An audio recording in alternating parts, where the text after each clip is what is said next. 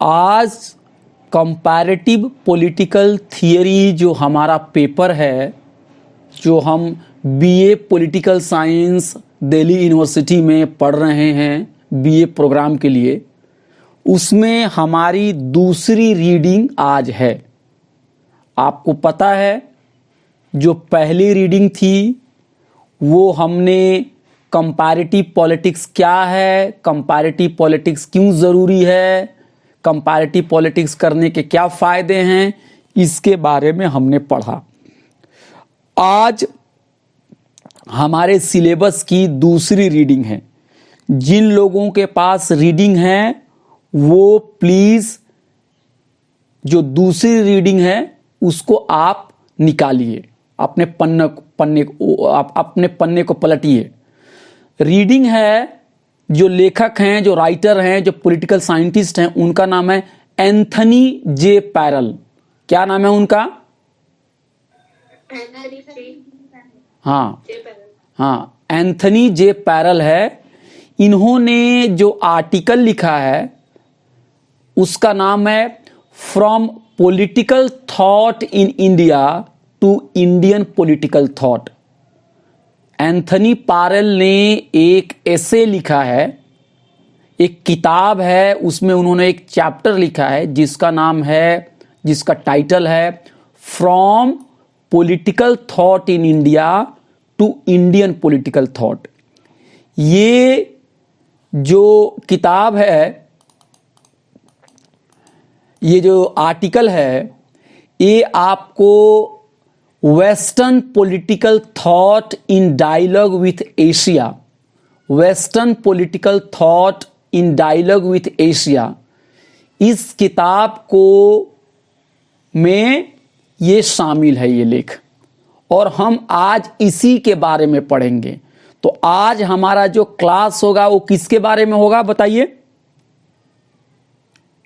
Sir, Anthony J Parel from political thought in India to Indian political thought. बहुत सही आपने कहा। हम आज एंथनी जे पैरल का एक एसेस हम from political thought in India to Indian political thought के बारे में आज बातचीत करेंगे। अगर कोई आपसे पूछेगा कि ये आर्टिकल कहाँ छपा था, कहाँ से आपको मिला, कैसे पढ़े, तो आपको बताना है T Shogimen and C J Nederman. T Shogimen and C J Nederman ने एक एडिटेड किताब लिखी जिसका नाम है western political thought in India. इसी किताब में एंथनी पैरल ने अपना एक एसेज लिखा और ये किताब 2009 में 2009 में छपी हुई है। और ये जो आर्टिकल है ये तकरीबन 19 से 20 पेजेस का है, 20 पेजेस का है, 21 पेजेस का है। 187 पेज से 208 पेजेस कितने हो गए? 13 पेजेस इधर हो गए और 8 पेजेस और हो गए, यानी 21 पेज का ये आर्टिकल है। कितने पेजेस का आर्टिकल है? 21 पेज। हाँ, और इसके जो लेखक हैं, इसके जो राइटर है, उनका नाम क्या होगा? Anthony J parallel. ठीक है, तो इस आज के लेक्चर में पूरा आर्टिकल हम आज कंप्लीट नहीं कर पाएंगे, लेकिन आज के लेक्चर में हम क्या करेंगे कि जो भी बात करेंगे वो एंथनी जे पैरल के बारे में बात करेंगे। किसके बारे में बात करेंगे? एंथनी जे पैरल के बारे में। और आप लोग क्या कीजिए, अपना नोटबुक जो होगा, पिछले चैप्टर में जो पिछला हमने एसेस पढ़ाया था उसके बाद से एक पेज छोड़ के एंथनी पैरल के नाम से from political thought in India to Indian political thought के नाम से आप उसको हेडिंग दे दीजिए और आप क्या कीजिए, इसको लिखना शुरू कीजिए। यहां तक बात के लिए हो गई क्लियर?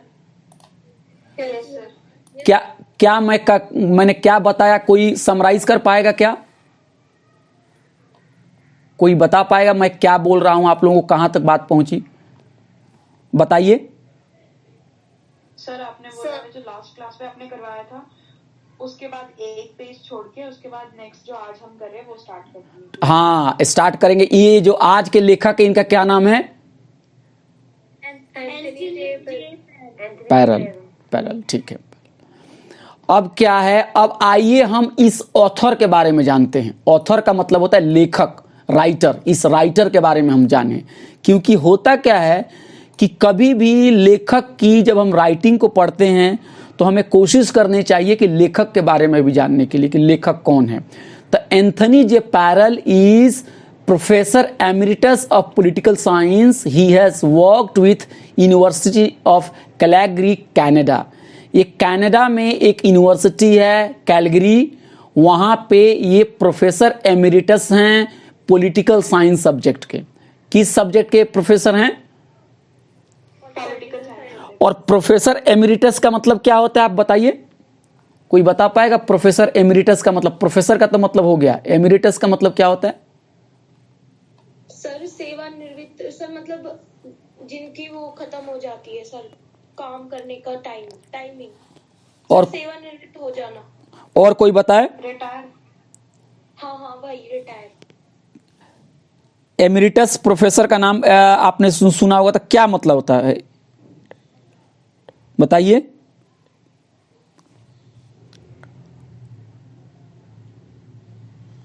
देखिए, एमिरिटस का मतलब ये होता है कि जब कोई प्रोफेसर रिटायरमेंट ले लेता है, रिटायर्ड हो जाता है, लेकिन उसके बावजूद भी रिटायरमेंट लेने के बावजूद भी उसे अपनी मतलब अपना पोजीशंस या अपना जो ये है टाइटल है उसको वो कंटिन्यू कर सकता है। आप समझ रहे हैं मेरी बात? यानी अगर बहुत ही आसान शब्दों में कहें तो ये बहुत ही रेस्पेक्टेड पोस्ट होती है कि आप प्रोफेसर से रिटायर्ड हो गए हैं लेकिन आपको अभी भी प्रोफेसर का ऑनर दिया गया है। आप समझ रहे हैं मेरी बात?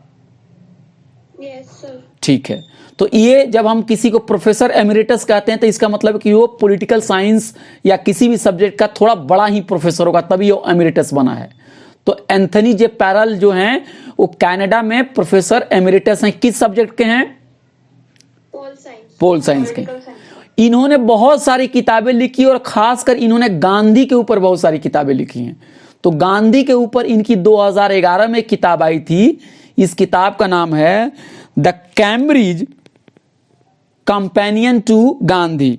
क्या नाम है उस किताब का बताइए? The Cambridge companion to Gandhi. हाँ, the Cambridge companion to Gandhi, यानी गांधी के बारे में बहुत सारे राइटर्स ने जो लेख लिखा है उसको इन्होंने जमा करके एक किताब छापी है जो कैम्ब्रिज यूनिवर्सिटी प्रेस से छपी हुई है। तो इसका ये हो गया, इन्होंने 2011 में की है।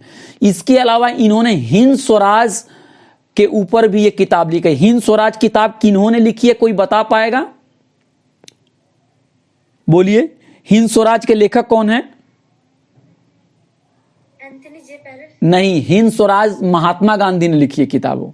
किसने लिखी है? महात्मा गांधी। हाँ, तो महात्मा गांधी की एक छोटी सी किताब है, हो सकता है कि हम आगे के क्लासेस में आपके साथ पढ़ेंगे। तो हिंद स्वराज में इन्होंने, गांधी जी ने लिखे उस किताब के बारे में उन्होंने बहुत सारी और बातों को इकट्ठा करके जो किताब लिखी है उसका नाम है Hind Swaraj and other writings. ठीक है, गांधी के ऊपर। और उनकी एक और किताब है Gandhi's philosophy and the quest for harmony. Gandhi's philosophy and quest for harmony. Quest का क्या मतलब होता है बताइए? क्वेस्ट का मतलब होता है कोशिश, क्वेस्ट का मतलब होता है जुस्तजू, प्रयास करना, यानी हार्मनी के लिए प्रयास करना। और गांधी के दर्शन, ये इसका मतलब होगा, हिंदी में मतलब हो गया। तो उन्होंने गांधी के ऊपर किताबें, 2-3 किताबें आपको दिख गई। तो आपको अब लग रहा है कि एंथनी पैरल जो हैं वो गांधी के बड़े स्कॉलर हैं, आपको लगता है? Yes sir. ठीक है, अब हम जो इनका लेख पढ़ रहे हैं, आज जो हम पढ़ने जा रहे हो एसेस, वो एक मतलब में गांधी से जुड़ा हुआ भी है, लेकिन एक इसका जो कैनवास है, जो इसका दायरा है, वो थोड़ा बड़ा भी है। ठीक है, आपने देखा है कि इसमें 2 टर्म्स का मैं इस्तेमाल कर रहा हूं, political thought in India and Indian political thought. तो आप बताइए, ये दोनों में कुछ फर्क आपको लग रहा है कि ये दोनों एक ही चीज लग रही है? बोलिए, बताइए। पॉलिटिकल थॉट इन इंडिया में और इंडियन पॉलिटिकल थॉट एक ही बात है कि अलग अलग बातें हैं? सर अलग अलग है। अच्छा, क्या आप बता पाएंगे कि पॉलिटिकल थॉट इन इंडिया को हिंदी में क्या कहेंगे उसे? बताइए।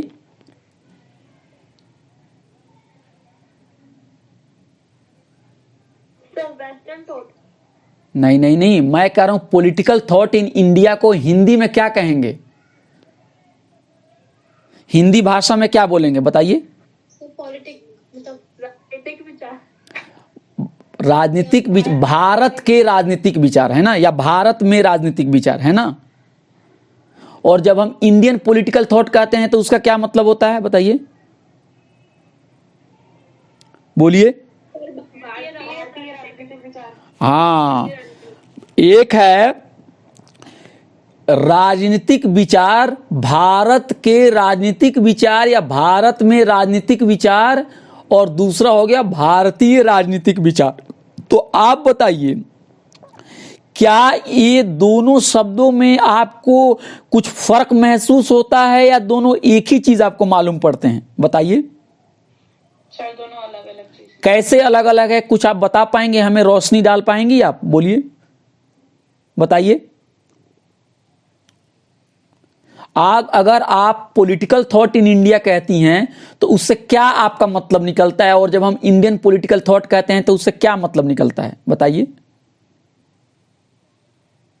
कोई बताए,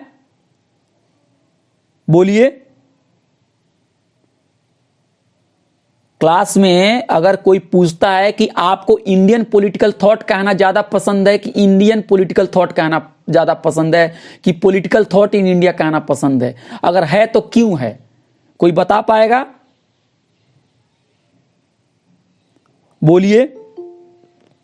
sir political thought in India का मतलब है कि पॉलिटिक्स को लेकर अच्छा, इंडिया की क्या थिंकिंग है। अच्छा, पॉलिटिक्स को लेकर इंडिया की क्या थिंकिंग है, उसका क्या मतलब? इंडिया में पॉलिटिक्स को लेकर क्या थिंकिंग है, और उससे क्या होगा? इंडियन पॉलिटिकल थॉट कहेंगे तो क्या होगा बताइए?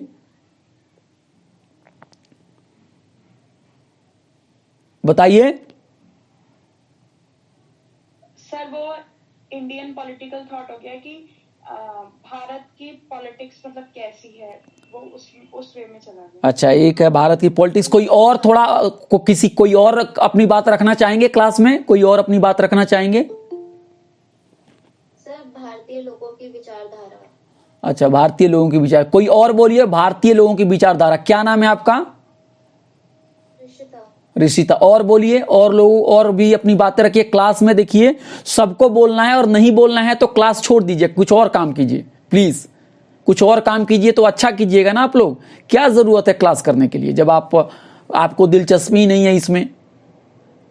हाँ बोलिए, बाकी लोग भी बोलिए कि पॉलिटिकल थॉट इन इंडिया जो है, ये देखिए, ये दोनों में आपको क्या फर्क दिख रहा है? बताइए, ये दोनों में क्या फर्क आपको दिख रहा है? बोलिए, कुछ फर्क दिख रहा है आपको? अगर नहीं बोलेंगे तो फिर मैं पढ़ा कैसे पाऊंगा? बताइए।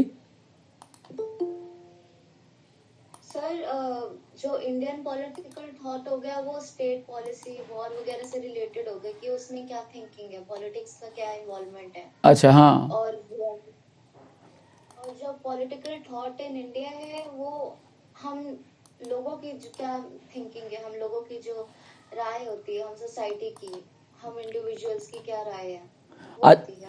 अच्छा, तो ये वार से रिलेटेड कौन सा हुआ? पॉलिटिकल थॉट इन इंडिया हुआ कि इंडियन पॉलिटिकल थॉट हुआ? Sir Indian political thought. Indian political thought का मतलब युद्ध और वार से और जंग से रिलेटेड चीजें हो गई। ये क्या मैं सही, क्या आप यही कहना चाह रही हैं?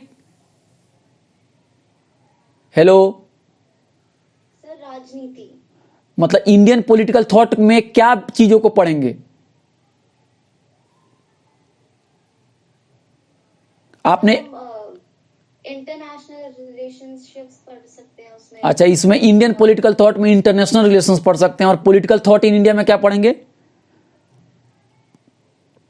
हम लोगों की विचारधारा। विचारधारा। कोई और है क्लास में जो कहने के लिए कुछ बिल्कुल बेताब हैं? कोई है क्लास में किन्हीं के पास बहुत ही जबरदस्त आइडिया है, कुछ शेयर करना चाहेंगे? नहीं करना चाहते हैं तो बोल दीजिए नहीं, चुप मत रहिए, कोई हैं?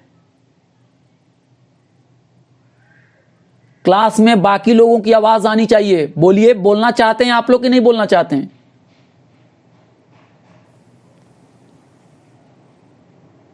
अच्छा, आप एक चीज बताइए, क्या आप लोग क्लास में भी मौजूद हैं कि नहीं है? कितने लोग मौजूद हैं? जरा एक बार आवाज लगाइए तो।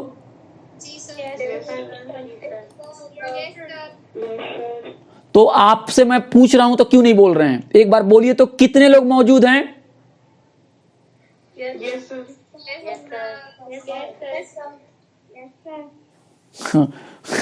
तो बोलिए, मैं कह रहा हूं इंडियन पॉलिटिकल थॉट और पॉलिटिकल थॉट इन इंडिया में कुछ फर्क आपको महसूस हो रहा है?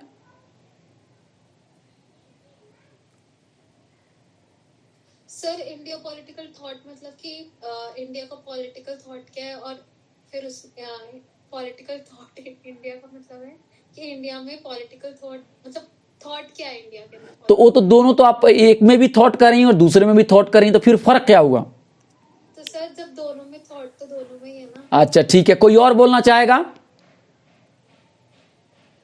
सर, दोनों में डिफरेंस है, बट क्या डिफरेंस है वो नहीं पता। चलिए अब हम चलते हैं एंथनी पारल के पास, चलते हैं, उन्हीं से पूछते हैं कि भाई आपने हमको ये जो आर्टिकल लिखा है अब आप ही बता दो हमें, ठीक है?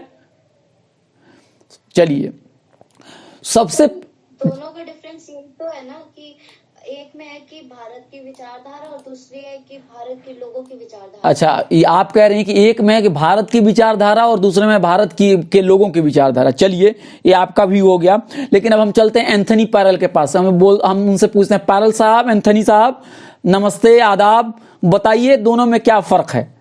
तो एंथनी पैरल साहब कह रहे हैं कि देखो मेरे बच्चों, सबसे पहली बात ये याद रखो कि भारत में मॉडर्न पॉलिटिकल थॉट यानी आधुनिक राजनीतिक विचारधारा जो है वो 19वीं सदी से शुरू हुई। उसके बाद से इस तरह की विचार आने शुरू हुए, इस तरह की बातें आनी शुरू हुई, इस तरह की राइटिंग आनी शुरू हुई।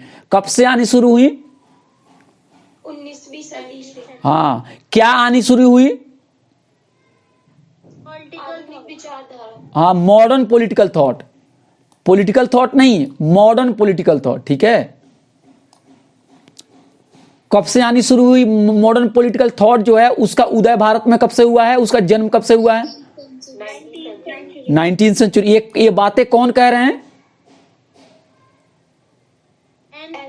हाँ, एंथनी पैरल कह रहे हैं।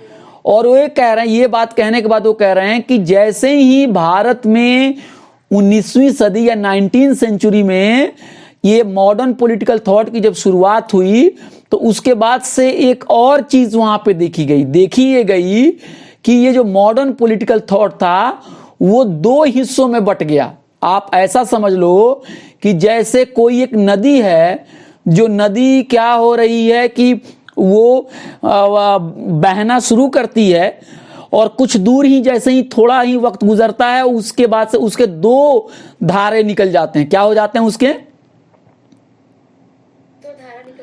हाँ, दो धारा जो है वो अलग अलग हो जाती है, मतलब 2 स्ट्रीम्स हो जाते हैं। तो एंथनी पैरल कह रहे हैं कि modern political thought 19th century में भारत में शुरू हुआ, और इसके शुरू होते ही ये दो तरह के विचारों में बट गया। जो पहला जो ये था, उसका प्रकार था, उसको हम कहेंगे पॉलिटिकल थॉट इन इंडिया। पहले प्रकार को कहेंगे, पहले जेनर को कहेंगे पॉलिटिकल थॉट इन इंडिया, और दूसरे जेनर को हम कहेंगे इंडियन पॉलिटिकल थॉट। क्या कह रहे हैं एंथनी पैरल, बताइए आप। सर, जो दो विचार मतलब जो आधुनिक राजनीतिक विचार था, जब वो दो भागों में बट गया, तो उसके फर्स्ट जेनर को कहेंगे political thought in India and second genre को कहेंगे इंडियन पॉलिटिकल थॉट। बिल्कुल सही कहा कि 19th सेंचुरी में क्या हुआ कि आधुनिक राजनीतिक चिंतन का दौर शुरू हुआ, और इसके साथ साथ ही जो चिंतन परंपरा थी वो कम से कम 2 भागों में विभाजित हो गई, 2 भागों में बट गई। एक भाग जो था, एक जो हिस्सा था, एक जो ग्रुप था, उसका नाम पॉलिटिकल थॉट इन इंडिया था, और दूसरा जो ग्रुप था वो इंडियन पॉलिटिकल थॉट था। और दोनों में बहुत सारे डिफरेंसेस हैं, इसके बारे में हम बात करेंगे। यहां तक बात क्लियर हो गई? Yes sir. कोई बता पाएगा मैंने क्या बताया? एक बार फिर से बताइए, कोई बताइए। मैं क्या कह रहा हूं? बोलिए। सर जो मॉडर्न पॉलिटिकल थॉट था उसकी बिगिनिंग 19th सेंचुरी से हुई थी। थोड़ा जोर से बोलिए। आप कह रही हैं कि मॉडर्न पॉलिटिकल थॉट की शुरुआत 19th सेंचुरी से हुई थी। यह बात सही है कि गलत है? Yes sir. नहीं, बाकी लोग बताइए, क्या ये सही कह रही हैं कि गलत कह रही हैं? सही कह रही हैं। आपका नाम क्या है? आप जो बोल रही हैं, क्या नाम है आपका? सर मेहरुनिशा। क्या नाम है? मेहरुनिशा। मेहरुनिशा जी। जी, तो 19th सेंचुरी में शुरुआत हुई, उसके बाद से क्या हुआ? उसके बाद से बताइए। सर वो दो भागों में विभाजित हो गया। दो भागों में विभाजित हो गया। अब देखिए, दो भागों में विभाजित हो गया तो कोई विचारधारा, कोई वस्तु नहीं होती है। आप समझ रहे मेरी बात? कोई चीज नहीं होती है कि हमने उसके दो टुकड़े कर दिए। जैसे कोई शीशा का टुकड़ा है, हमने उसको दो टुकड़े कर दिया। एक दो भागों में विभाजित हो गया, ये उसके दो धाराएं निकल गई या दो प्रकार में बट गया। कहने का मतलब है कि सोच दो तरह से बट गई। मतलब मॉडर्न पॉलिटिकल थॉट को देखने का दो अलग अलग चश्मा बन गया। समझ रही हैं आप मेरी बात? जो पहला था उसका नाम था पॉलिटिकल थॉट इन इंडिया और दूसरा था इंडियन पॉलिटिकल थॉट। अच्छा, तो आपसे पूछेगा कोई कि भैया पॉलिटिकल थॉट इन इंडिया और इंडियन पॉलिटिकल थॉट में, पॉलिटिकल दोनों में आ रहा है, थॉट दोनों में भी आ रहा है, इंडिया भी दोनों में आ रहा है, सिर्फ एक फर्क किस चीजों का है? एक जगह इंडिया की जगह इंडियन हो जा गया है और एक जगह इन हो गया है। यही फर्क है ना? Yes sir. तो 90% तो मिल ही रहे हैं। पॉलिटिकल दोनों में पॉलिटिकल हैं। ये देखिए भाई, देखिए पॉलिटिकल यहां भी है, पॉलिटिकल यहां भी है, थॉट यहां भी है, थॉट यहां भी है, यहां इंडिया है, यहां इंडियन है। सिर्फ एन का फर्क हो गया यहां पे और इन का फर्क हो गया, यानी इन और एन का फर्क हो गया। तो कोई कहेगा कि भैया ये तो इसमें क्या फर्क है? क्या फर्क है? तो दोनों तो हमें एक ही समान ही दिख रही है। कैसे एंथनी पैरल कह रहे हैं कि 19th सेंचुरी में जब मॉडर्न पॉलिटिकल थॉट आया तो ये दो हिस्सों में बट गया, दो धाराओं में बट गया। तो आप कहेंगे जी हां, ये दो हिस्सों में बट गया, दो प्रकार में बट गया।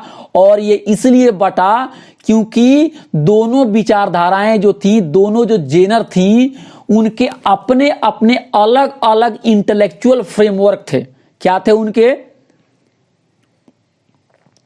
इंटेलेक्चुअल फ्रेमवर्क थे, अलग अलग थे। इंडियन पॉलिटिकल थॉट के अलग फ्रेमवर्क थे and political thought in India के अलग फ्रेमवर्क थे। समझ में आ गई मेरी बात? इंटेलेक्चुअल का क्या मतलब होता है बताइए? कोई बता पाएगा इंटेलेक्चुअल का क्या मतलब होता है? सर बौद्धिक। बौद्धिक का मतलब समझ रहे? ज्ञान से रिलेटेड है ना? आप लोगों में भी कोई बोलता होगा ना, अरे अरे ये तो बहुत इंटेलेक्चुअल हो गया है, बहुत ज्ञान दे रहा है, बोलते हैं ना आप लोगों को? Yes sir. अच्छा, और फ्रेमवर्क का क्या मतलब हुआ? फ्रेमवर्क का मतलब बताइए क्या? ढांचा। इसको ढांचा कहिए, इसको एक चश्मा कहिए। अच्छा, एक आप लोगों को एक बात पता है, एक आपने जोक सुना है? एक जोक आपने, जोक ये है कि एक गाय थी, गाय घास नहीं खा पाती थी। मतलब क्योंकि गाय जो है ना, उसको हरी मतलब हरा घास पसंद था, उसे बिल्कुल सूखा घास नहीं पसंद था। तो गाय खा नहीं पा रही थी। तो जो गाय का जो रखवाला था उसका नाम था रामू। तो रामू अपने दोस्त श्यामू के पास गया और रामू ने कहा श्यामू से, यार बड़ी दिक्कत हो गई है। तो श्यामू ने कहा, क्या दिक्कत हो गई है मेरे भाई? तो बोला, मेरी गाय तो ताज़ा घास खाना चाहती है और हमारे पास तो ताज़ा है नहीं, तो मैं क्या करूं? वो हरा घास खाना चाहती है। तो पता है श्यामू ने क्या कहा? अरे दोस्त, इसमें घबराने की क्या जरूरत है? गाय को हरे रंग का चश्मा पहना दो, सूखी घास भी देखेगी तो उसको हरा ही दिखेगा। क्या ऐसा हो सकता है क्या? बोलिए। हेलो। क्यों? गाय को हरे रंग का चश्मा पहना देने से घास हरी हो जाएगी कि नहीं हो जाएगी? सर उसको दिखने लगेगी। देखिए, ये तो एक जोक हो गया ना, ये तो जोक हो गया। कहने का मतलब ये है ये जोक है, इसका कोई हकीकत से लेना देना नहीं है, तो हंसने की चीज़ है। मतलब इसके पीछे ये है कि हम जैसा चश्मा लगाते हैं चीज़ें हमको वैसे ही दिखती है कि नहीं है? Yes sir. तो फ्रेमवर्क भी उसी तरह से एक चश्मे की तरह होता है, यानी हम अलग अलग तरीकों से सोचने लगते हैं तो हमारे फ्रेमवर्क अलग अलग हो जाते हैं, हमारे चश्मे अलग अलग हो जाते हैं। क्या हो जाते हैं? हमारे लेंसेज अलग अलग हो जाते हैं। ठीक है, तो एंथनी पैरल कह रहे हैं कि इंडियन पॉलिटिकल थॉट का जो फ्रेमवर्क है वो पॉलिटिकल थॉट इन इंडिया से अलग है, जुदा है, या एक ही है? बोलिए। अलग है।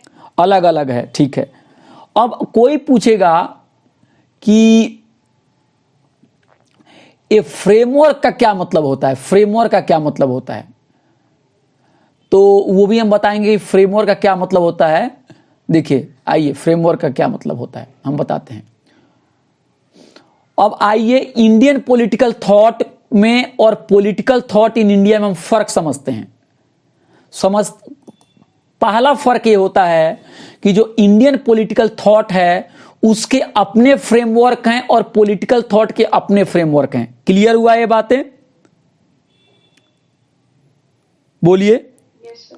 दोनों के इंटेलेक्चुअल फ्रेमवर्क अलग अलग हैं। ठीक है, दोनों क्या करते हैं, हिस्ट्री को देखने का दोनों का नजरिया अलग अलग होता है।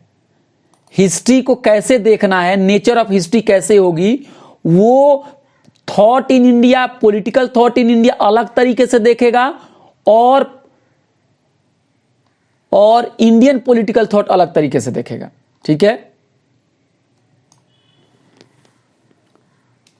क्या बोरिंग हो रही है बातें? No sir. No sir. मैं ये कहना चाह रहा हूं, मैं सिर्फ ये कहना चाह रहा हूं कि फ्रेमवर्क की वजह से एक हो गया पॉलिटिकल थॉट इन इंडिया और दूसरा हो गया इंडियन पॉलिटिकल थॉट। अब सवाल यह है कि जो फ्रेमवर्क है वो इंटेलेक्चुअल फ्रेमवर्क है, वो ज्ञान से संबंधित है, तो हिस्ट्री कैसी होगी उसमें दोनों में मतभेद हो गया। पॉलिटिकल थॉट इन इंडिया के फ्रेमवर्क में मतभेद हो गया और इंडियन पॉलिटिकल थॉट के फ्रेमवर्क में मतभेद हो गया।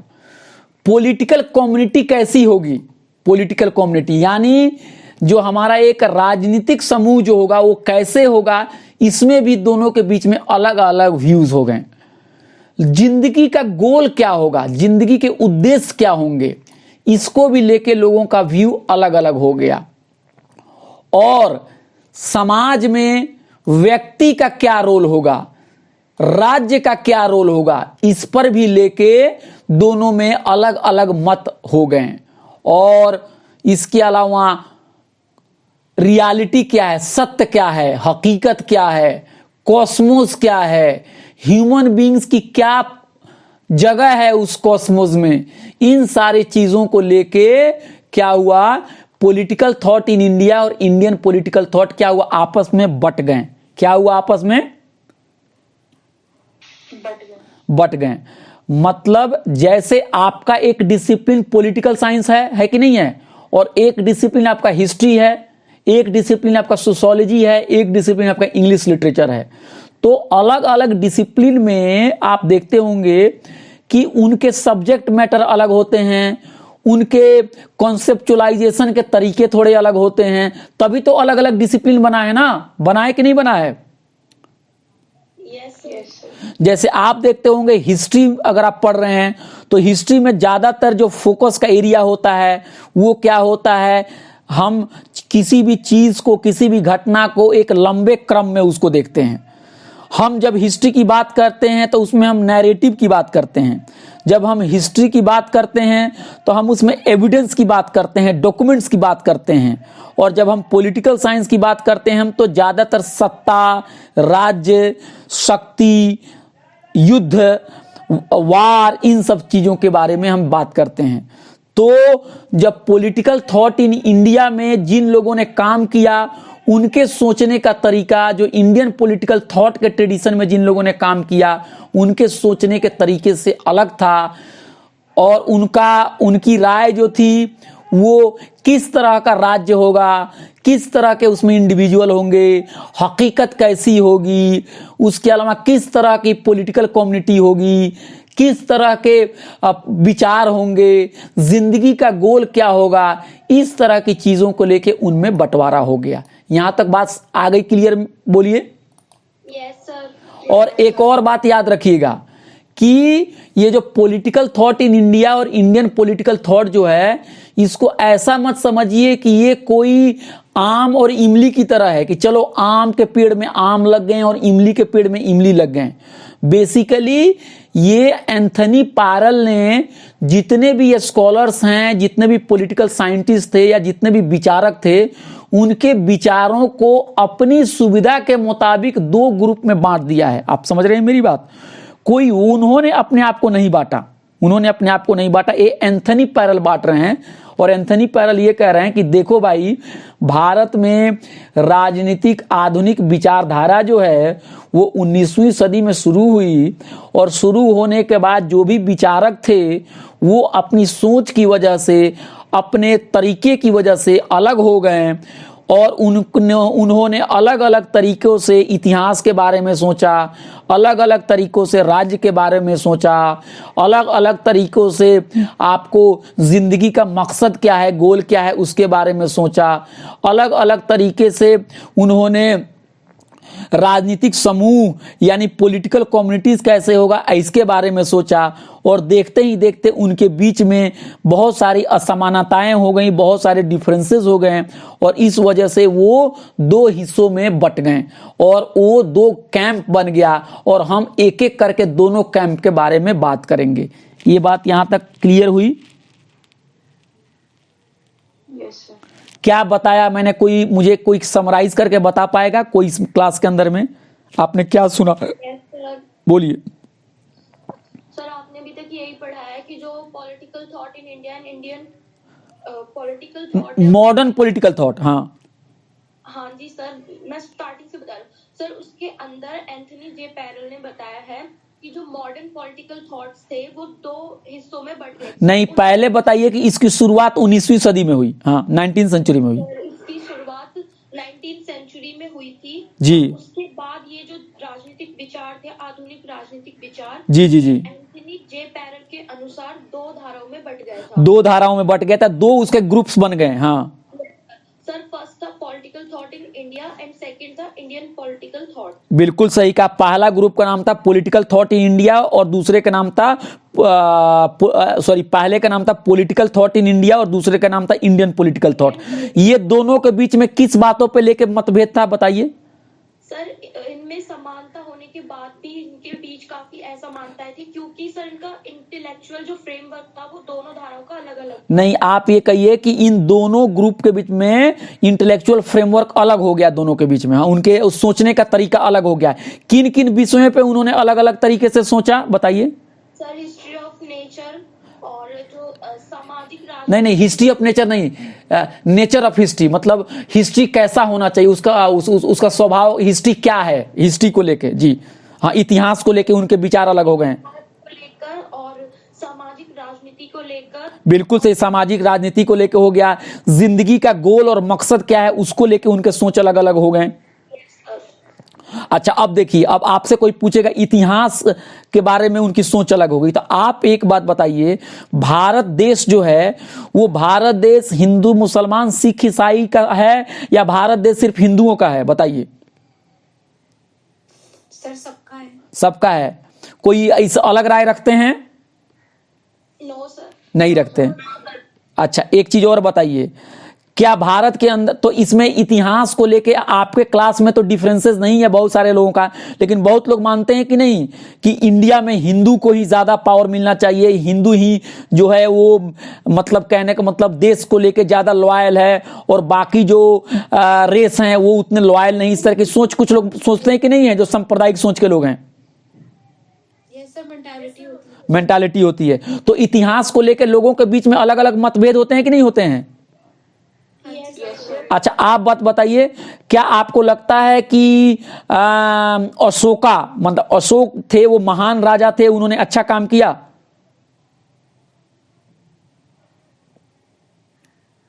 बताइए। Yes sir. लेकिन कुछ लोग कहेंगे कि नहीं, उन्होंने अच्छा काम नहीं किया। होता है ना, तो हमारी विचारधारा जो होती है इतिहास के बिंदुओं पे अलग अलग होती है कि नहीं होती हैं। जी यस सर। हम आप आए दिन सुनते हैं ना कि अकबर के नाम पे कोई लड़ रहा है, तो कोई महाराणा प्रताप के नाम पे लड़ रहा है, तो कोई शिवाजी के नाम पर लड़ रहा है, तो कोई औरंगजेब के नाम पे लड़ रहा है, तो कोई राम मंदिर के नाम पे लड़ रहा है, तो कोई बाबरी मस्जिद के नाम पे लड़ रहा है। तो इतिहास जो है, इतिहास को लेकर लड़ाइयां हैं कि नहीं लड़ाइयां हैं। तो अगर आप इतिहास को लेकर आपकी सोच अलग होगी तो आपकी विचारधारा अलग हो जाएगी कि एक ही रहेगी। हाँ, अब देखिए दूसरी बात देखिए, पॉलिटिकल कम्युनिटीज का मतलब होता है कि जैसे आप लोग कहाँ रहते हैं, बताइए। आप कोई बताइए, आप कहाँ रहती हैं, आप लोग ज्यादातर लोग कहाँ रहते हैं। इंडिया में दिल्ली में कहाँ रहते हैं, दिल्ली में आप बताइए। दिल्ली में जनकपुरी। तो जनकपुरी के रहने वाले लोग एक कम्युनिटी हुए कि नहीं हुए कम्युनिटी। Yes sir. तो उसी तरह से भारत देश भी में भी जितने लोग रहते हैं वो भारत देश में सब लोग कम्युनिटी हुए कि नहीं हुए, बोलिए। भारत देश में रहने वाले सारे लोग जब भारत के नागरिक हुए, तो भारत के शहरी हुए, तो वो भी एक समूह के हिस्से हुए कि नहीं हुए। तो क्या भारत के सारे लोगों को समान अधिकार मिलना चाहिए, या हिंदुओं को ज्यादा मिलना चाहिए और मुसलमानों को कम मिलना चाहिए, बोलिए। सर सबको मिलना चाहिए। लेकिन कुछ लोग सांप्रदायिक सोच को हैं, वो सोचते हैं ना कि एक धर्म के लोगों को ज्यादा अधिकार मिलना चाहिए और दूसरे धर्म के लोगों को कम अधिकार मिलना चाहिए। ऐसा सोचते हैं कि नहीं सोचते हैं। सोचते हैं। तो आपको लगता है कि नहीं कि जब हम राजनीतिक समूह की बात करेंगे तो उसमें भी विचारधारा अलग अलग हो जाएगी कि नहीं हो जाएगी। सर हो जाएगी। और बताइए, राज्य का काम टैक्स वसूलना है, राज्य का काम पुलिस को आपके मोहल्ले में खड़ा कर देना है, या राज्य का काम जो है वो गरीबों की मदद करनी है, बताइए। सर राज्य की वो करनी, उसकी सहायता करनी चाहिए गरीबों की।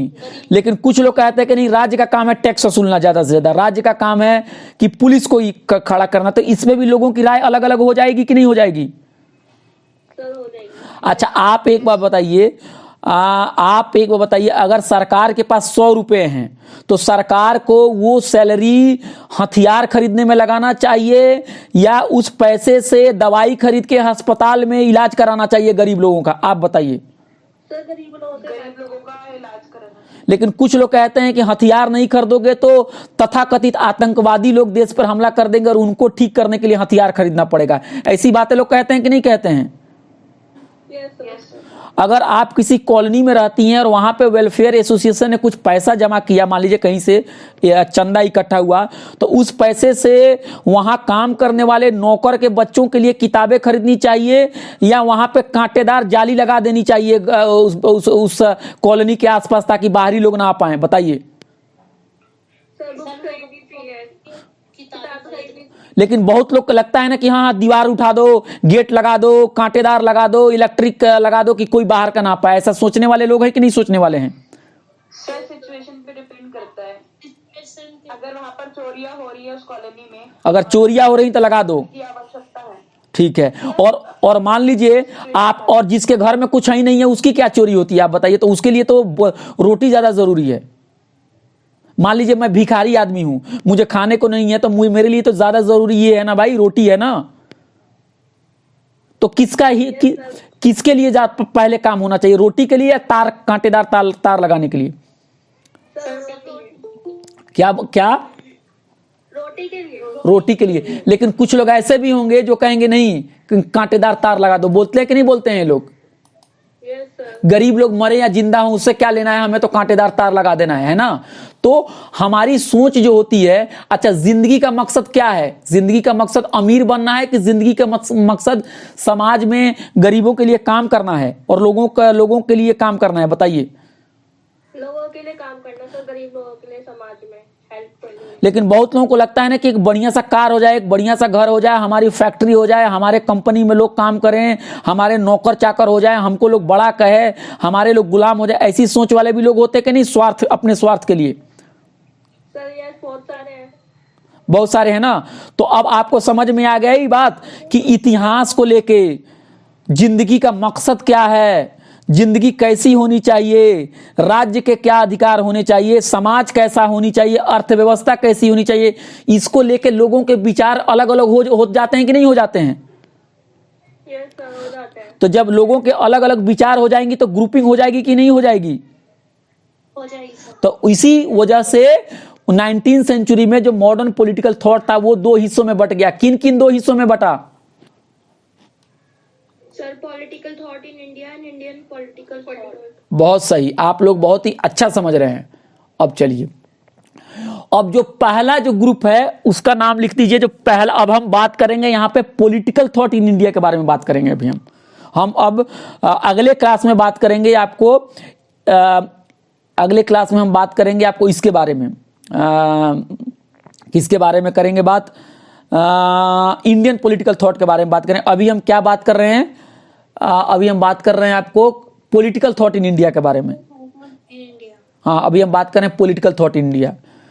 तो एंथनी पैरल का मानना है कि पॉलिटिकल थॉट इन इंडिया के फ्रेमवर्क में जिन लोगों ने काम किया, जिन लोगों ने इस फ्रेमवर्क से समाज को देखा, उन्होंने पश्चिमी देशों की नकल की है। They imitate west and fail to use Indian intellectual framework. उनका मानना है कि जिन लोगों को मैं का मतलब एंथनी पैरल ने जिन लोगों को क्या किया है, उन्होंने एंथनी पैरल ने जिन लोगों को पॉलिटिकल थॉट इन इंडिया के ग्रुप में रखा है, उनके बारे में उनका कहना है कि ये लोग जो थे वो पश्चिम की देशों की नकल करते थे, इमिटेट करते थे पश्चिम के देशों को, और इंडियन इंटेलेक्चुअल फ्रेमवर्क को इस्तेमाल करने से भागते थे। ये किनके बारे में बात हो रही है बताइए?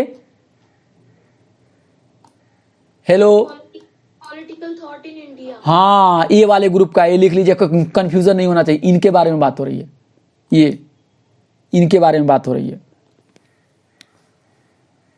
इनके बारे में हो रही है। देखिए सर, जो इनके पॉलिटिकल थॉट इन इंडिया में डिफरेंस के जो पॉइंट्स हैं, एक बार आप स्क्रीन दिखा सकते हो? मैं नोट डाउन कर रही थी।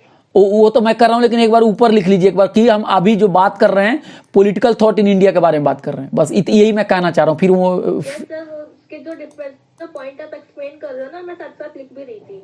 ठीक है, नहीं कोई बात नहीं, मैं वहां आ रहा हूं, आप घबराइए मत, मैं आ रहा हूं। सिर्फ इतना याद रखिए कि अभी मैं जो भी बात करूंगा वो पॉलिटिकल थॉट इन इंडिया के बारे में बात करूंगा। किनके बारे में बात करूंगा? Political thought in India. हाँ हाँ, बाद में मैं इसके बारे में बात करूंगा, इंडियन पॉलिटिकल थॉट के बारे में। अभी मैं जो बात करने वाला हूं पॉलिटिकल थॉट इन इंडिया के बारे में। तो पहला पॉइंट जो है पॉलिटिकल थॉट इन इंडिया के बारे में, कि पॉलिटिकल थॉट इन इंडिया के फ्रेमवर्क में जिन विचारकों ने काम किया, उन लोगों ने पश्चिमी देशों की नकल की, पश्चिमी देशों के फ्रेमवर्क का नकल किया, और भारत देश के भारतीय जो सोचने की पद्धति थी, जो सोचने की परंपरा थी, उसका उन्होंने इस्तेमाल नहीं किया।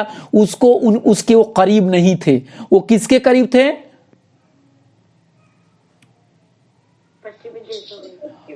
हाँ, पश्चिमी देशों के जो फ्रेमवर्क था उनको उन्होंने अपनाया, उनकी उन्होंने नकल की, उनके रास्ते पे चले, और भारतीय जो फ्रेमवर्क था उसका उन्होंने उसको छोड़ दिया। उसको देखिए, ये है,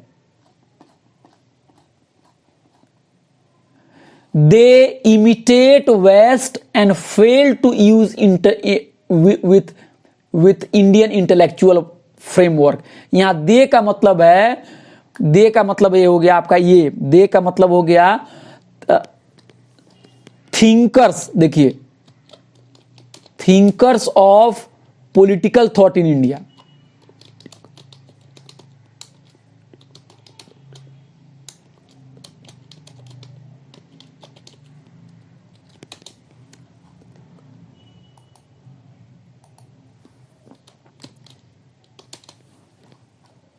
ये देखिए,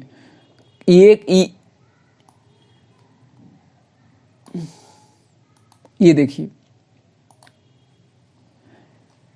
ये है कि जो थिंकर्स थे political thought in India group के, उन्होंने वेस्ट को इमिटेट किया, यानी वेस्ट की नकल की है उन्होंने, वेस्ट की नकल की है उन्होंने, वेस्ट की नकल की है, समझे, वेस्ट का उन्होंने नकल किया है। और उन्होंने क्या किया है, जो भारतीय इंटेलेक्चुअल फ्रेमवर्क था उसको उन्होंने, उसका इस्तेमाल नहीं किया, उससे वो दूर रहे, उसको उन्होंने नहीं अपनाया, उन्होंने उसको नहीं अपनाया, उन्होंने उसको, किसको नहीं अपनाया उन्होंने, बताइए। सर इंटेलेक्चुअल फ्रेमवर्क को नहीं अपनाया, और किसको अपनाया, सर वेस्ट के। अच्छा, तो ये कौन लोग थे, तो मैंने तो कहा कि ये लोग थे जो कि पॉलिटिकल थॉट इन इंडिया के विचारक थे। अब इनके बारे में मैं और खोल के बता रहा हूं कि ये लोग कौन थे। इनके बारे में रेडिकल इंडियन नेशनलिस्ट थे और इंडियन मार्क्सिस्ट और नियो मार्क्सिस्ट थे। इन लोगों ने वेस्टर्न फ्रेमवर्क का इस्तेमाल किया है, इंडियन फ्रेमवर्क का इस्तेमाल नहीं किया। कौन? द रेडिकल इंडियन नेशनलिस्ट, जो क्रांतिकारी भारतीय राष्ट्रवादी थे, जो क्रांतिकारी भारतीय या उग्रवादी लिखिए, जो उग्रवादी भारतीय राष्ट्रवादी थे, उन्होंने विदेशी फ्रेमवर्क का इस्तेमाल किया। और जो भारतीय मार्क्सवादी थे और जो नियो मार्क्सिस्ट थे, जो नव मार्क्सवादी थे, इन लोगों ने भी विदेशी फ्रेमवर्क का इस्तेमाल किया।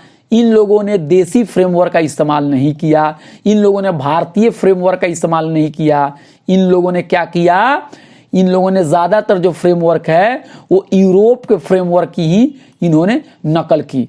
आ गई बात समझ में यहां पे? Yes sir.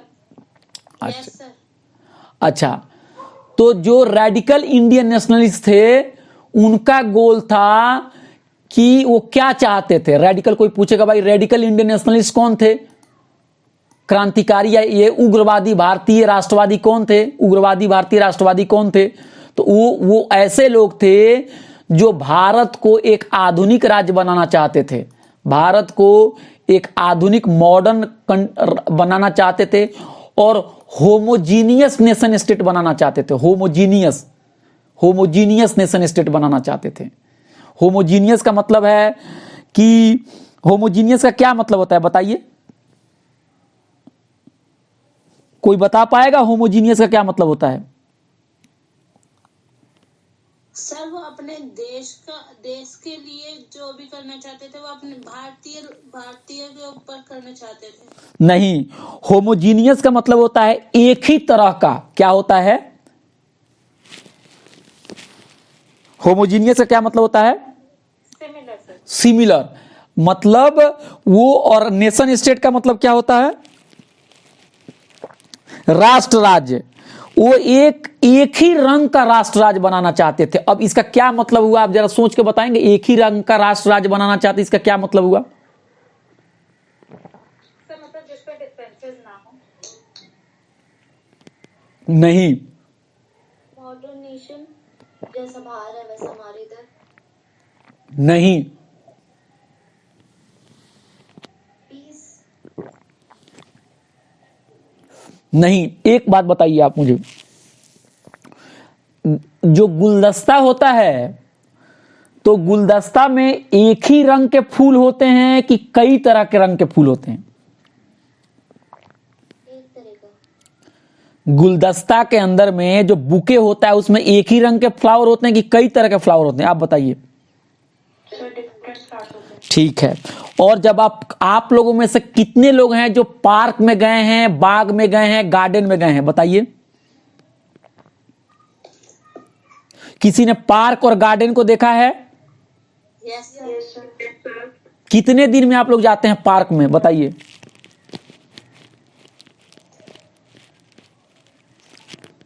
सर रोज ही जाते हैं। अच्छा, आप रोज ही जाते हैं।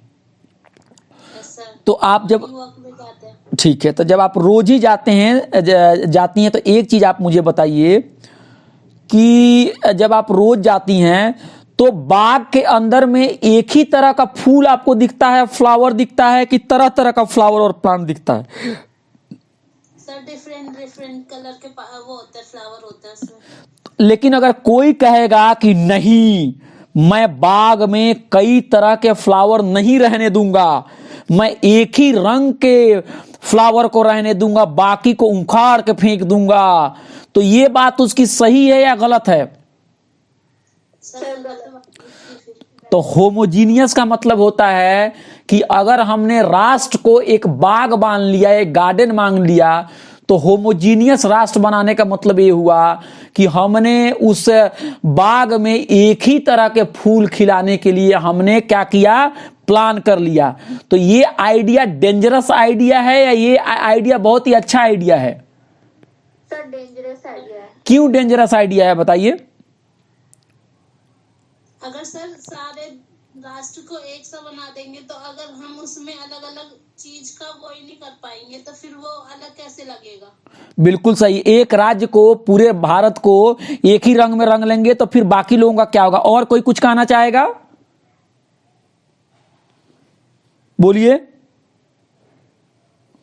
बोलिए, एक बात बताइए, एक रंग में अगर सबको रंग दिया जाएगा तो बाकी लोगों की इच्छाओं का गला घोंट दिया जाएगा या उसको उनकी इच्छाओं की पूर्ति हो जाएगी? बताइए। सर इच्छाओं के गला घोट दिया जाएगा तो किसी यूनिटी ही रहेगी। यूनिटी नहीं रहेगी। तो ये जो रेडिकल्स लोग जो थे, जो राष्ट्रवादी थे, उग्र राष्ट्रवादी थे, ये लोग चाहते थे कि राज्य को होमोजीनियस बना दिया जाए, यानी एक ही रंग में रंग दिया जाए। आपने सुना है ये बातें, हिंदू, हिंदी, हिंदुस्तान, सुना है आप लोगों ने नारा? सुना है आप लोगों ने? हिंदू, हिंदी, हिंदुस्तान, ये नारा सुना है आप लोगों ने? बोल क्यों नहीं रहे हैं आप लोग? No sir, no sir. Hindi, Hindu, Hindustan नारा देने वाले लोगों का कहना है कि भारत को एक ही धर्म में रंग दो, भारत को एक ही जबान में रंग दो, भारत को एक ही रंग में रंग दो। तो आप बताओ, बहुरंगी रंग मतलब बहुरंगी चीज जिसमें बहुत सारे रंग होते हैं, वो खूबसूरत होती है चीजें कि एक ही रंग की चीजें खूबसूरत होती है? आप बताओ। सर बहुरंगी। बहुरंगी। तो जो रेडिकल्स लोग जो थे, नेशनलिस्ट रेडिकल्स थे, ये लोग चाहते थे कि भारत देश को एक ही रंग में रंग दिया जाए, यानी एक ही धर्म के मानने वाले लोगों का बोलबाला कर दिया जाए, एक ही जबान को प्रमोट कर दिया जाए और बाकी चीजों को खत्म कर दी जाए। तो ऐसी उनकी सोच थी। तो ये सोच जो है पसंद करने वाली सोच है या इस चीजों को छोड़ देने की जरूरत है? आप बताइए, बोलिए। छोड़ देने की जरूरत है।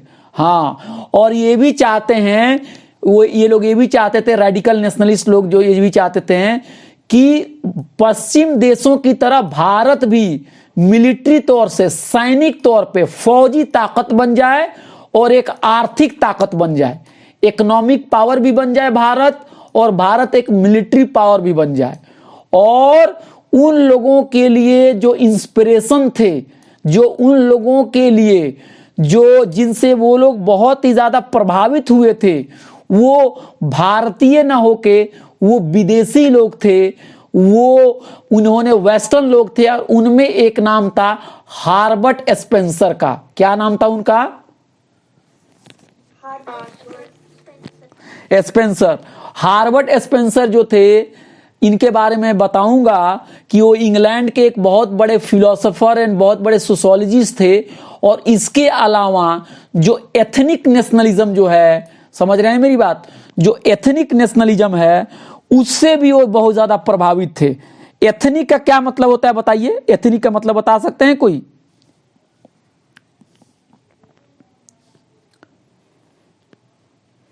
बोलिए, एथनिक का क्या मतलब होता है? बोलिए। देखिए, जब हम लोगों को धर्म के नाम पे, परंपरा के नाम पे, संस्कृति के नाम पे, भाषा के नाम पे, तारीख के नाम पे, हिस्ट्री के नाम पे जब अलग अलग कर देते हैं तो उसको हम एथनिक कहते हैं।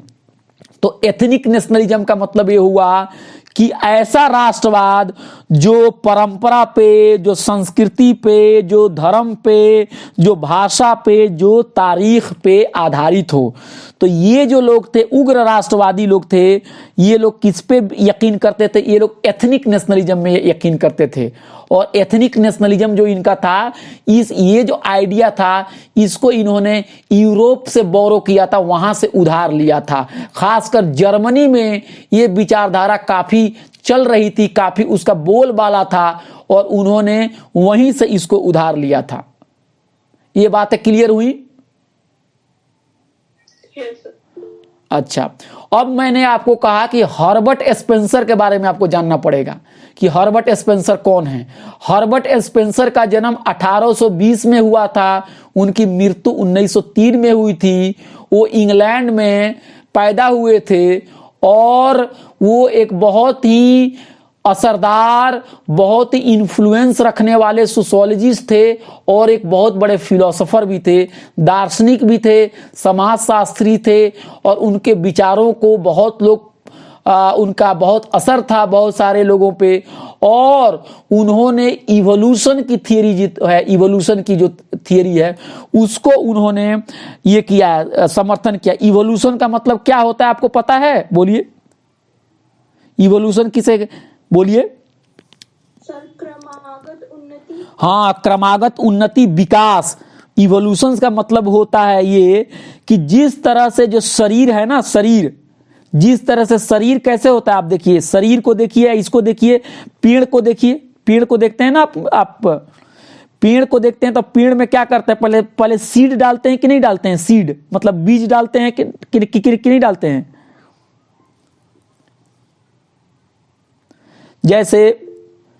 जैसे आप बीज डालते हैं तो बीज डालने के 1 हफ्ते के बाद उसमें से पौधे निकलते हैं कि नहीं निकलते हैं?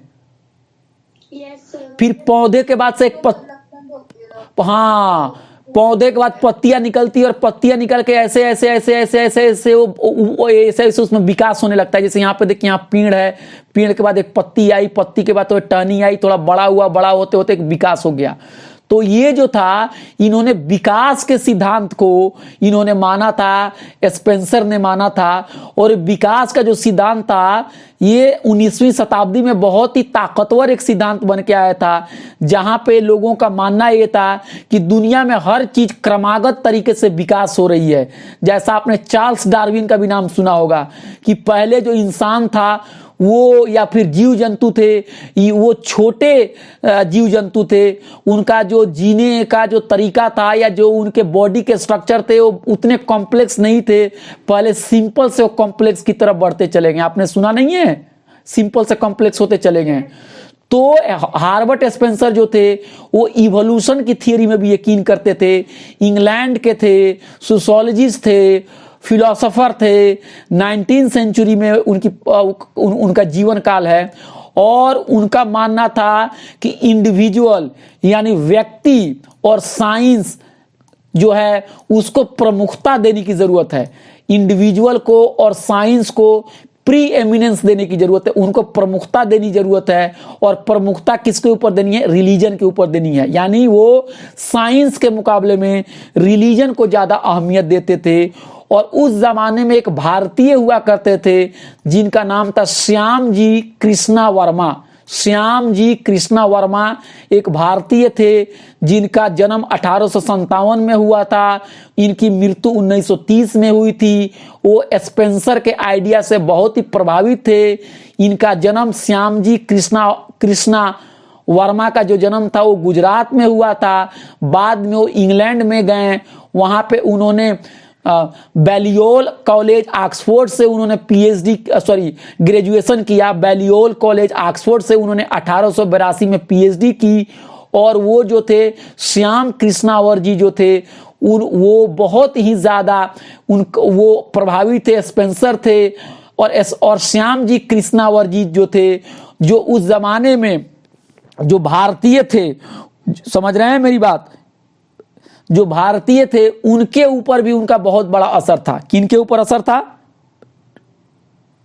भारतीय के देखिए फिर से बात सुनिए। स्पेंसर, देखिए ये देखिएगा, स्पेंसर जो थे इन्होंने किनको इन्फ्लुएंस किया? श्याम जी कृष्णा वर्मा को। किनको इन्फ्लुएंस किया? श्याम जी कृष्णा वर्मा 1857 से 1930 के बीच में जिए। वो इंग्लैंड में रहे, वो गुजरात के थे। उन्होंने ऑक्सफोर्ड बैलियल कॉलेज से ग्रेजुएशन किया। और श्याम जी की ने उस जमाने में भारत से बाहर रहने वाले हिंदुस्तानियों का, खासकर जो हिंदुस्तानी लंदन में रहते थे, उनकी जिंदगी पर काफी असर डाला। किन्होंने भारतीयों पे असर डाला? जो सर बाहर देशों में इंडियन रहते थे उनके। नहीं, कंफ्यूज मत होइए। श्याम कृष्णा वर्मा जी जो थे वो स्पेंसर से प्रभावित थे। श्याम कृष्णा वर्मा जी किससे प्रभावित थे? स्पेंसर से। और श्याम कृष्णा वर्मा जी जो थे वो गुजरात में पैदा हुए, फिर इंग्लैंड पढ़ने के लिए चले गए। और श्याम कृष्णा वर्मा जी ने उस जमाने में लंदन या फिर भारत से बाहर रहने वाले हिंदुस्तानियों की जिंदगी को प्रभावित किया। यानी स्पेंसर के आइडिया को भारतीयों की जिंदगी में किसके थ्रू पहुंच रहा है? बताइए। हाँ, श्याम जी कृष्णा। मतलब आप समझो, ऐसी बातें समझो। एक बात बता रहा हूं, आप देखो, जैसे मान के चलो कि आपके क्लास में ऋषिता हैं, तो ऋषिता क्या है? गुजरात में पैदा हुई हैं, ये लंदन चली गई। इनका नाम है कृष्ण वर्मा जी नाम हो गया, श्याम कृष्ण वर्मा जी नाम हो गया। और ये जो क्या हुई, हार्बर्ट स्पेंसर को पढ़ पढ़ के उनकी दीवानी हो गई। ऋषिता किनकी दीवानी हुई? स्पेंसर की। और बाद में जब भारत के लोग इंग्लैंड पहुंचे तो सब ऋषिता से दोस्ती किया। तो ऋषिता ने भी क्या किया? अपनी बातों को मतलब भारत से बाहर रहने वाले इंडियन को जब बताई, तो स्पेंसर जो हैं, स्पेंसर की बातें ऋषिता के थ्रू पहुंच गई कि नहीं? बाकी क्लासमेट के पास पहुंच गई कि नहीं पहुंच गई? तो बताना मैं यही चाह रहा हूं कि श्याम जी कृष्णा वर्मा के जरिए स्पेंसर की आइडिया भारतीयों तक पहुंच रही कि नहीं पहुंच रही है? और देखिए बहुत इंटरेस्टिंग चीज है, 1905 में श्याम जी कृष्णा वर्मा जी ने ऑक्सफोर्ड में एक स्पेंसर लेक्चरशिप स्टार्ट किया। लेक्चरशिप स्टार्ट किया, यानी उन्होंने भाषण दिलवाया जाता है कि नहीं? आपके कॉलेज में भी होता है कि नहीं? भाषण किसी के नाम पे होता है कि नहीं? बड़े लोगों के नाम पे। तो उन्होंने डिबेट कराना और भाषण देने का सिलसिला स्पेंसर के नाम पर किसने शुरू किया? हाँ, किस साल शुरू किया? 1905 में। और उन्होंने एक सोशियोलॉजी से रिलेटेड एक मैगजीन भी उन्होंने पब्लिश करनी शुरू की, उसी साल, जिसका क्या नाम था बताइए? Indian sociologist. बहुत ही अच्छा। तो श्याम जी कृष्णा वर्मा जो हैं, अगर कोई पूछेगा तो आप कहेंगे श्याम जी कृष्णा वर्मा गुजरात में पैदा हुए, फिर वो इंग्लैंड में रहे, उन्होंने ऑक्सफोर्ड में पढ़ाई की, वहाँ ग्रेजुएशन किया, स्पेंसर की विचारधारा से बहुत प्रभावित थे। उन्होंने स्पेंसर के लिए एक लेक्चर भी शुरू किया, और उन्होंने और क्या किया, एक द इंडियन सोशियोलॉजिस्ट करके कुछ मैगजीन भी इन्होंने निकाली, द इंडियन सोशियोलॉजिस्ट। और उसके बाद इनके थ्रू जो लंदन में रहने वाले जो भारतीय थे उन तक स्पेंसर के आइडिया पहुंचने लगे। और आप लोगों ने बीडी सावरकर का नाम सुना है? सावरकर का नाम सुना है? सावरकर जो थे वो जो हिंदू राष्ट्रवाद जो है, हिंदुत्व का राष्ट्रवाद है, उसके वो विचारक थे, हिंदुत्व राष्ट्रवाद का। और वो उनको हिंदुत्व विचारधारा का भी एक तरह से फाउंडर कहा जा सकता है, एक विचारक थे हिंदुत्व विचारधारा का। और उस जमाने में सावरकर जी किनके करीब आए?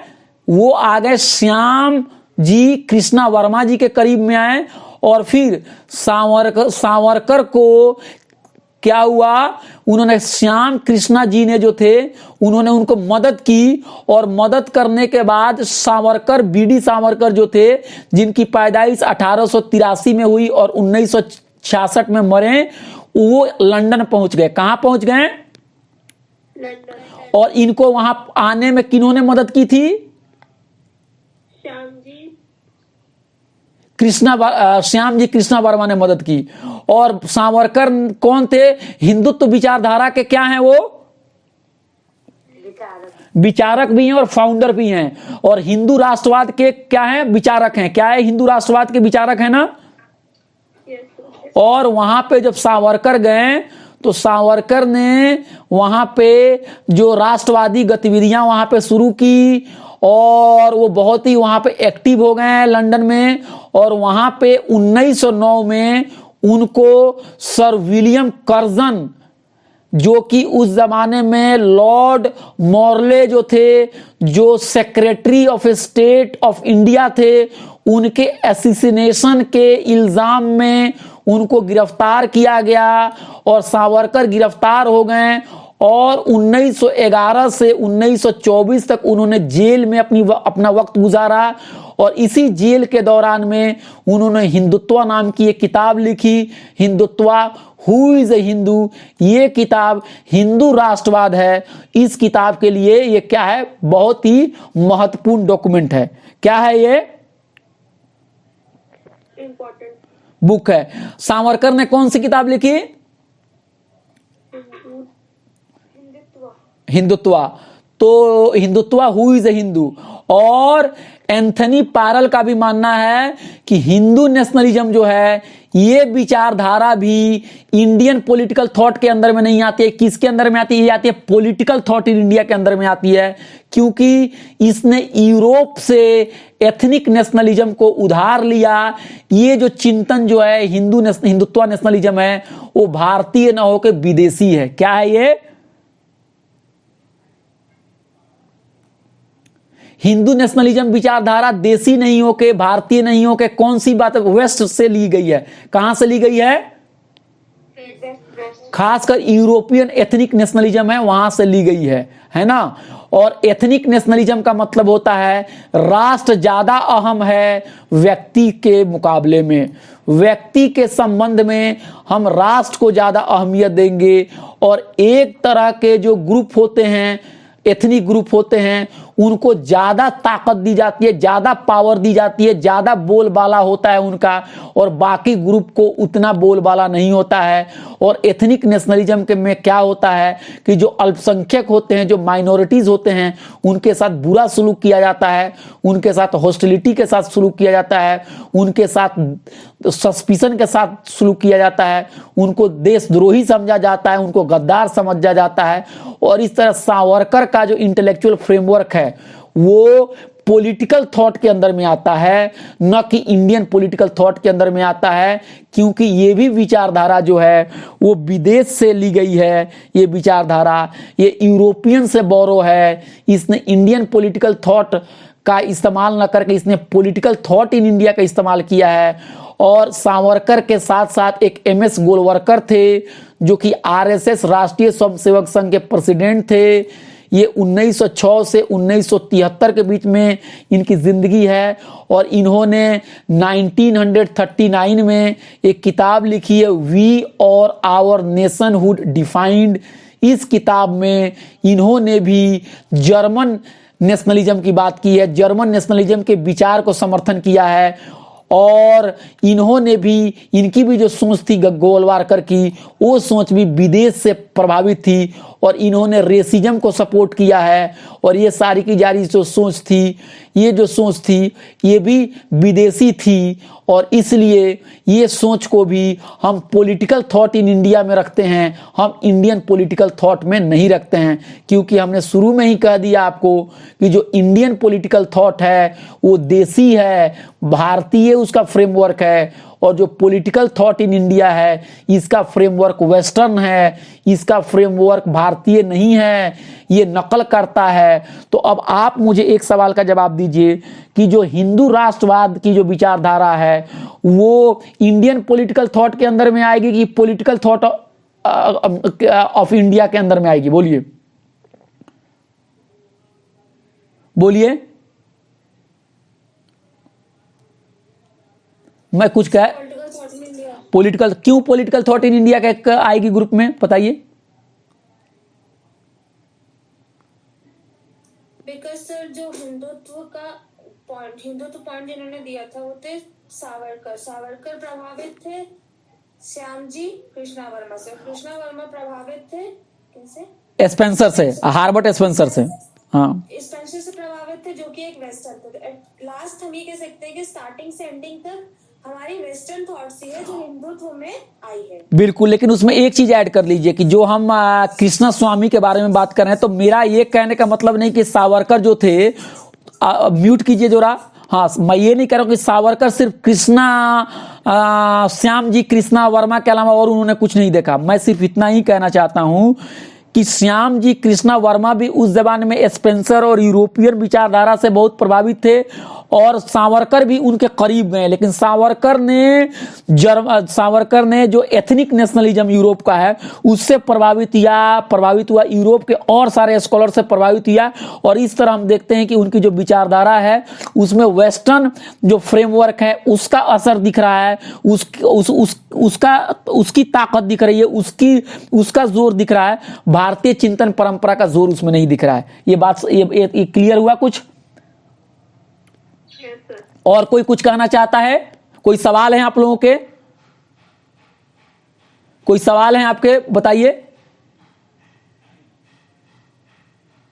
बोलिए। इतनी देर पढ़ाने के बाद कोई सवाल नहीं है तो इसका मतलब कि मैं बेकार टीचर हूं? बताइए, कुछ सवाल आप लोगों के दिमाग में कुछ है तो पूछिए, बोलिए। फिर मैं कह रहा हूं ना कि खामोश नहीं रहना, कुछ ना कुछ बोलिए, बोलिए।